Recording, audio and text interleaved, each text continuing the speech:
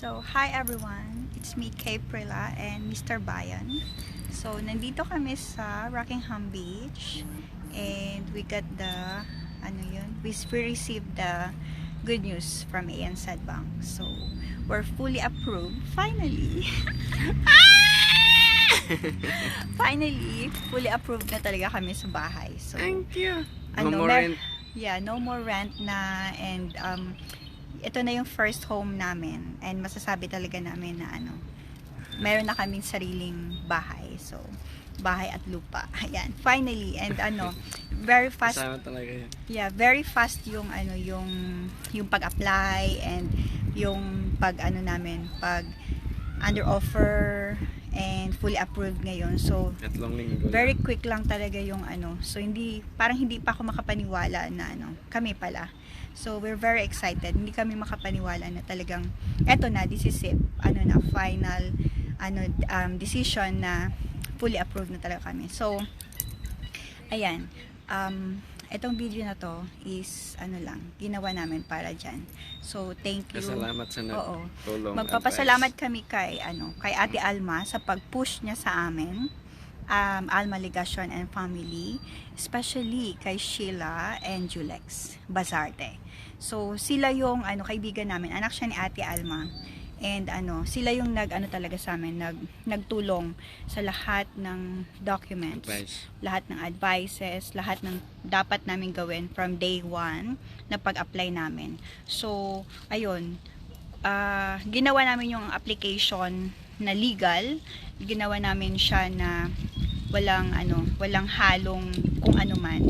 So, nag-join application kami and kumbaga, yung income namin is enough to apply sa home loan. So, ayun. So, si Nathan Zea from ANZ, siya yung naging naghawak ng application namin. So, pinaubayan namin lahat sa kanya. Wala kaming broker and everything. So, siya lang lahat nag-ayos ng lahat-lahat ng mga documents namin.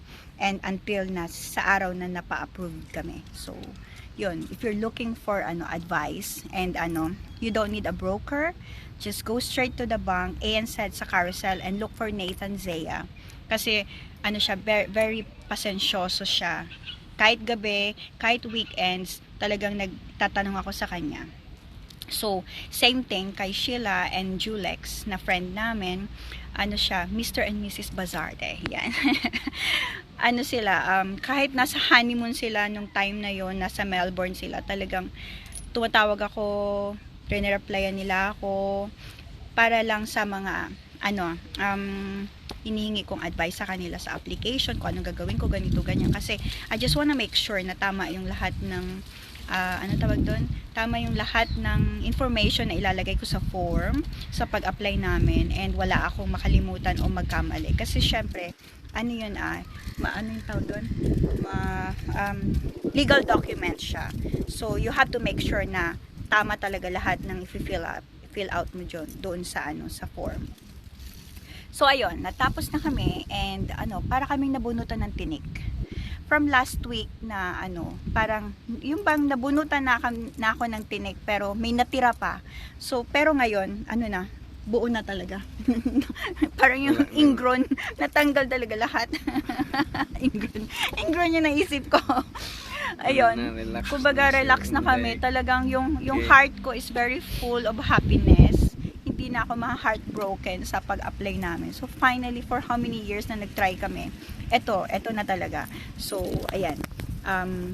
10% deposit kami sa namin, sa bahay namin, plus binayaran namin yung LMI and yung stamp duty and other fees. So, malaking pera yung ilinabas namin, and nagpapasalamat ako especially sa anak ko, si Cheska, kasi tinulungan niya kami sa sa pan-down payment. So, without her help, hindi din kami nandito. So, very thankful ako kasi may daughter ako na ganon.